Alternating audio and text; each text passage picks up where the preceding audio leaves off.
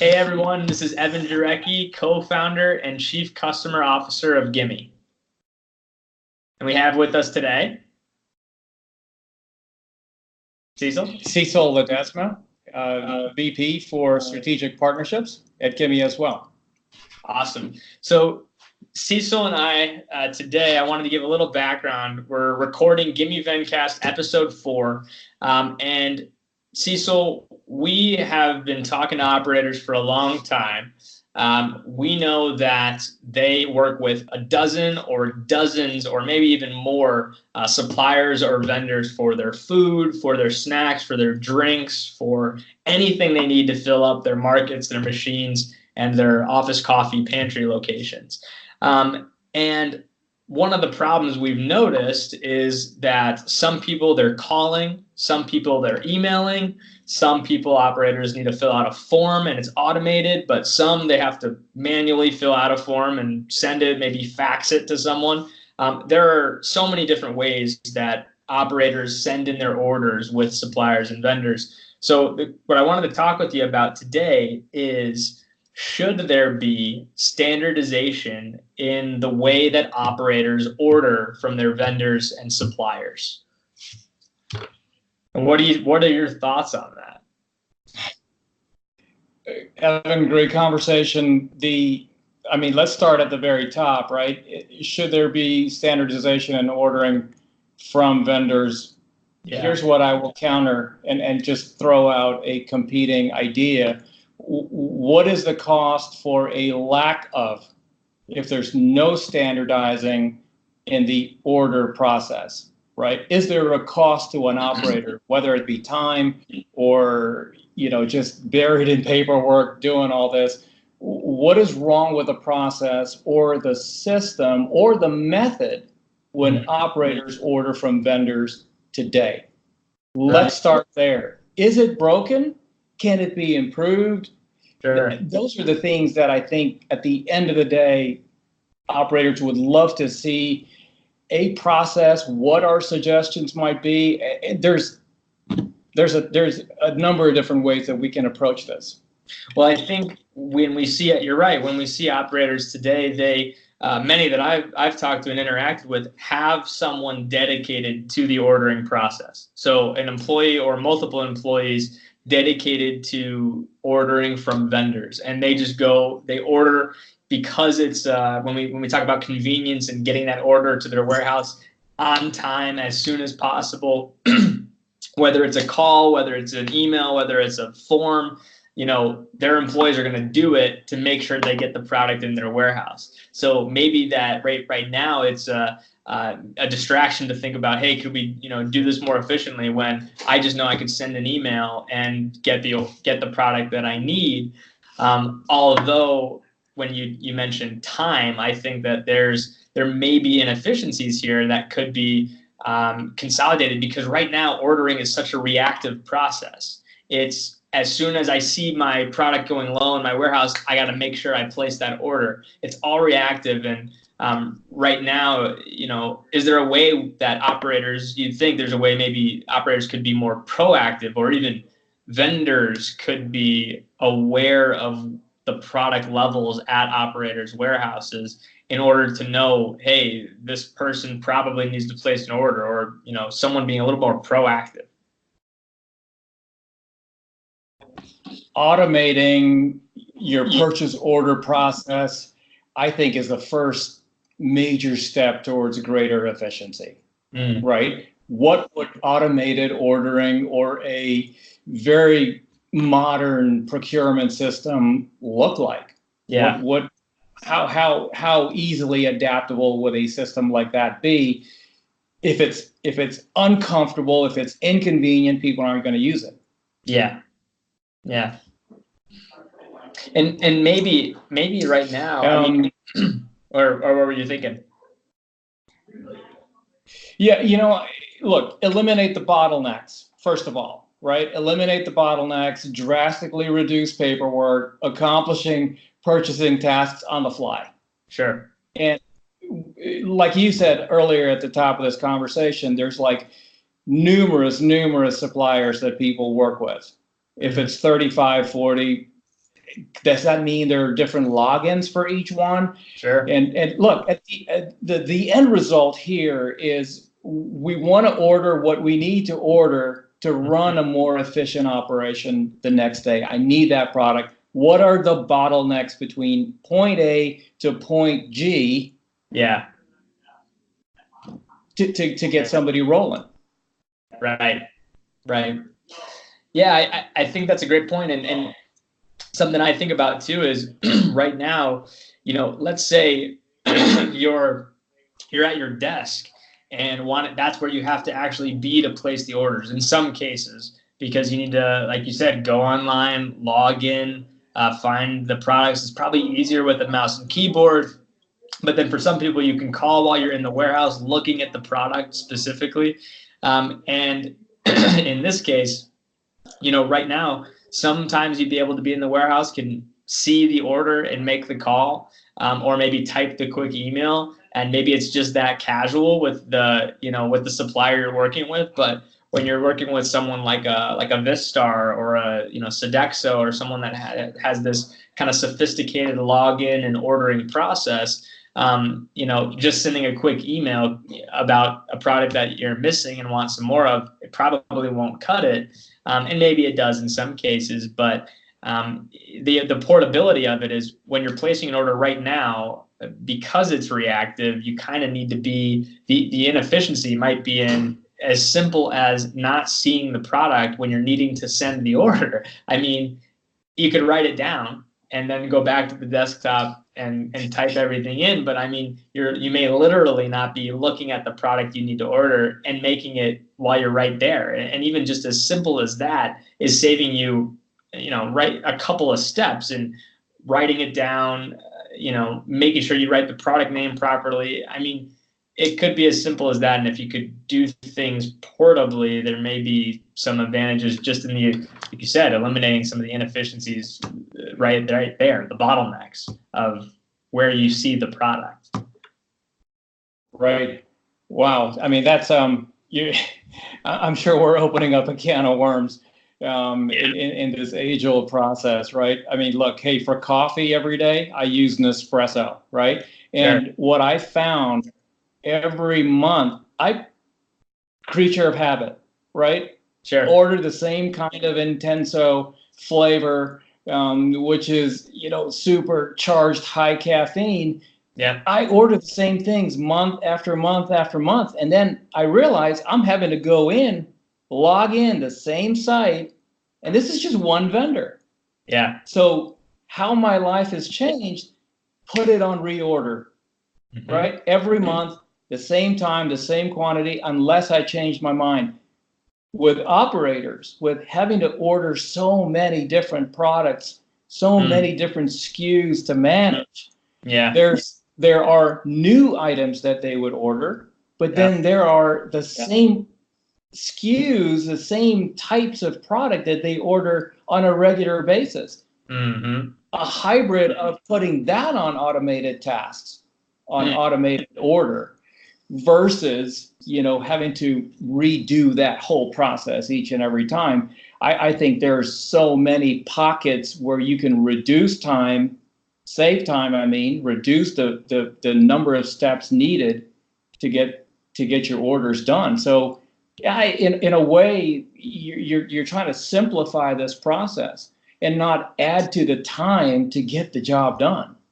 Now, how many operators actually pay on, they place an order right at the cutoff every month, or even making payments on what they owe at the last day. Yep. And service providers kind of, they know that, and they try to weave incentives in so that people, consumers, operators pay early enough in the cycle, right? So managing these incentives that are built in, managing, when things are due, it's a task. It's a big problem, I think. Right.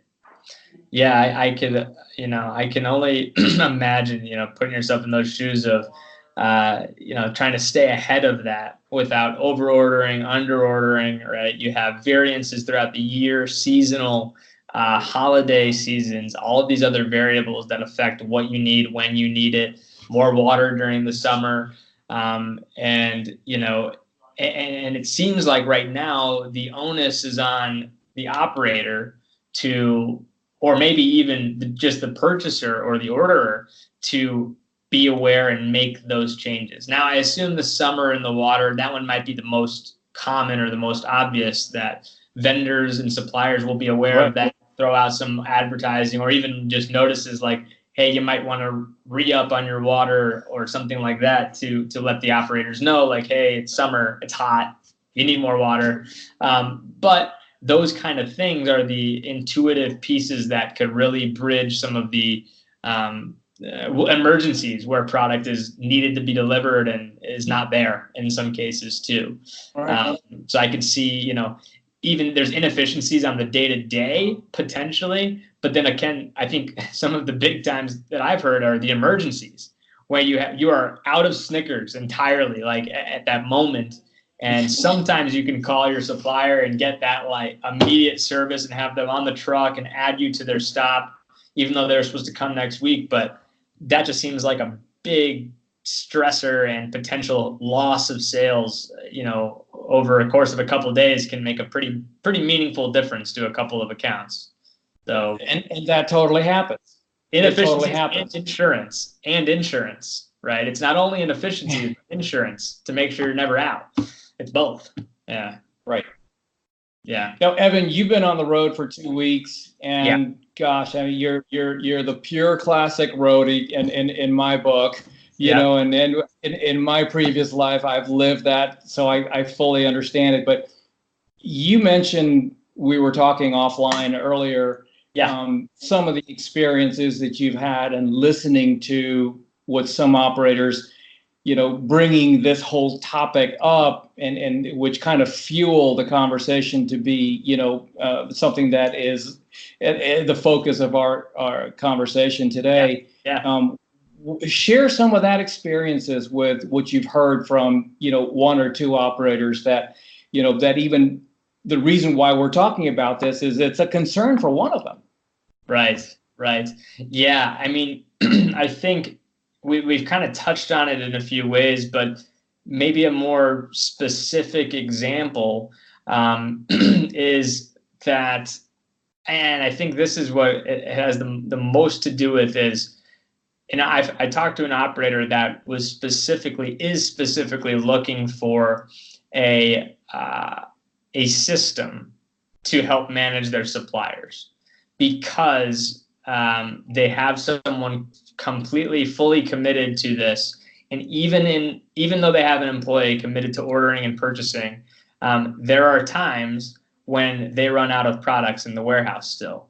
And this has to do with also their warehouse distribution. So they do have multiple warehouses. So when you have multiple warehouses, you may be ordering for one and need to transit to the other, but you never want to leave one hanging. And so now you're managing not only one warehouse and one place of deliveries, but the distribution of that as well. And so trying to keep track of where those cases of snacks or drinks are, I think was just becoming a little overwhelming. And the help the operator was looking for was maybe from the supplier side. Like if someone could be able to help them, let them know, hey, you're running low, or one of these warehouses is low. Either they were looking for help either from a warehouse side and being able to know that active inventory, or from a supplier side to know that you haven't placed an order with us in 3 weeks. Normally it's every week. So they were kind of left bone dry with, the only way I know is if I go into the warehouse and look to count myself, which is the most time consuming of all of it. So there was there was nothing tracking it for them in the background. And that was the big challenge. And I think, there are, certain technologies out there. I know even like, Lightspeed Level, who have focused on warehouse inventory specifically. I think because of how critical the mass amounts of product really are. When you look at any individual machine, it can be a problem for the account itself, but it is not necessarily business crushing. When you look at missing products for your entire warehouse, when that happens, the supply chain is broken. And I think that there are technologies out there and people focused to make that better. But that's what I learned from operators, was that the only way they can get that perfect count is the most time-consuming and distracting task of going into their warehouse to see and look at what's there and what's not. And for some of these operators, you've got 30-foot ceiling, 20-foot ceilings, 30-foot ceilings, and stacks of boxes and snacks to the roof. It's becomes a time-consuming task. What about drivers in the field? Let's say using the Gimme Markets app, they're using that particular technology. They notice that they need product X, Y, and Z. Mm-hmm. I mean, they are right in the thick of where the action is. They see it with their own eyes. What if whoever they buy from, it's company X, Y, and Z, what if there was integration with the Markets app? Just thinking out loud. What if there was that tight integration where right from what the driver sees as missing or needing to order, why would I can see a duplication where he alerts the warehouse, hey, we need to order this. Well, why can't the driver just order that directly using an app that's integrated with an ordering backend? Well, I think that goes right. I mean, that loops it right back into our standardization question. Is there opportunity? If there was, I think, let's make the assumption that there is this integration with the suppliers, then the active technology, Gimme Markets app, or whatever that active technology is, from the drivers, from the warehouse, whatever they're using, because of those integrations, then both parties can be fully aware when things are needed. Right now, it would be a closed loop where the suppliers aren't involved, but the operator ecosystem definitely knows what's going on. And that's the first goal. I think, like you said, that's the first phase, is make sure the operation knows how much they need, where product is, where it's moving. And the second layer of that is, okay, well, can there be a standardization of, at the time orders are placed, or when orders are placed, or even before orders are placed, that suppliers have the knowledge of at least how their products are moving within a certain operation. And that's where you could have both sides being proactive to making sure that operator is always stocked with the right amount of product. Never overstocked, understocked, just always stocked. And I think that's where the integrations really play, a potentially large role. But Cecil, this is, it made me think about something as you're talking and explaining it. I think this is the reason why. Look, when you call as a consumer, you call the company that you have an issue with, and you spill your guts out, right? And you say, this product, I bought this product, and it did this, it fell short, blah, blah, blah. Yeah. It just didn't work out, right? Yeah. Later on, you have to call back. You get somebody else on the phone. And what do you find yourself in? Having to repeat that entire monologue that you just gave that customer service person. Right. Versus the way things are today and how they ought to be for every day. Sure. Where you're just issued here's your customer service ticket number.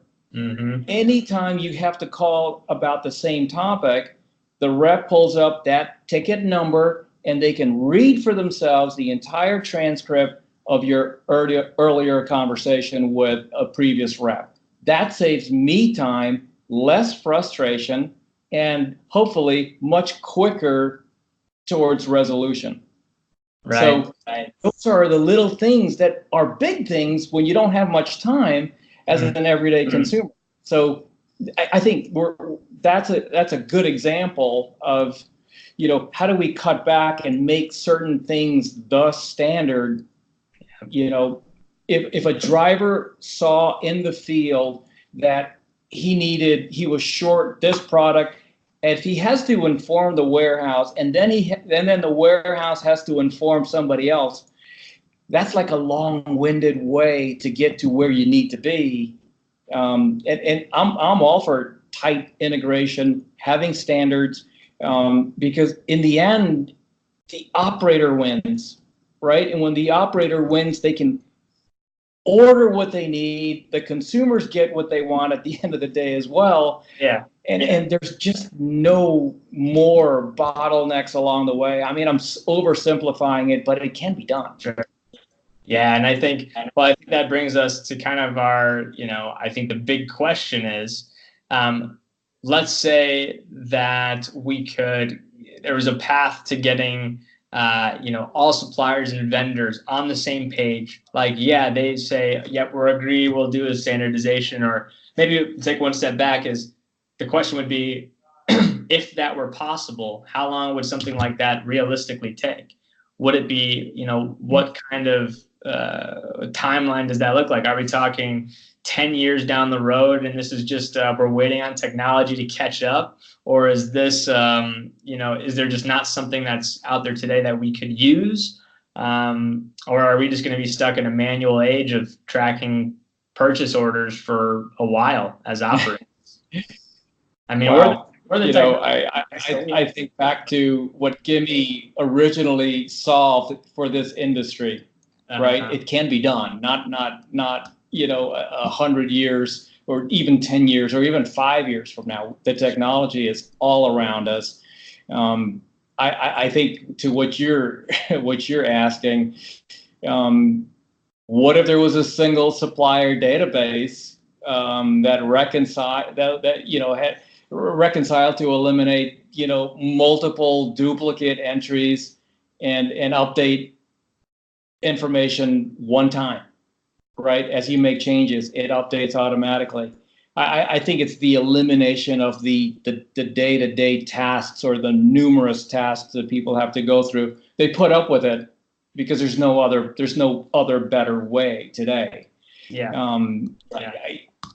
It's an ugly topic to discuss because there are so many different possibilities, and people put up with it. Operators put up with it, consumers put up with it, but it doesn't have to be that way.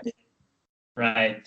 Well, and I think the way you've kind of framed it up there is you kind of said, how about we take the operator and the supplier and sort of remove them from the process and add a third party on top, whether that's a technology or a team or whatever that looks like, that can handle the ordering. So the operator goes here, supplier goes here, they both talk on the same platform, and this is the platform that each supplier and each operator would go to make their orders. Now you have consistency on both sides and have agreed to say, we're going to go to this place to process and handle our orders. And now it's the same on both sides. You wouldn't have a supplier asking for calls only call me, or only fax me, or only, email me.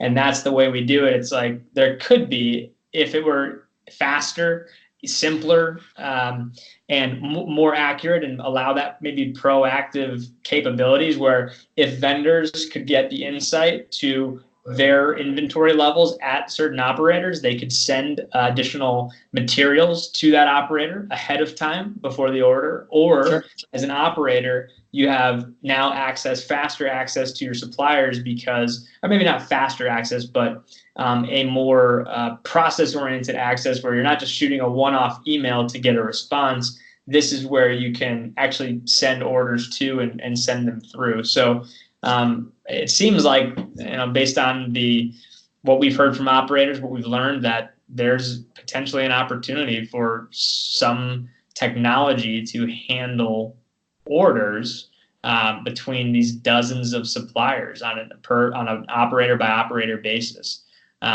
which, once the suppliers are on board, you really have solved it for many, many more operators. Because if you have those 100 suppliers, let's say, on that one platform, you've solved it for all operators at that point. And there may not even be that many out there on the larger scale.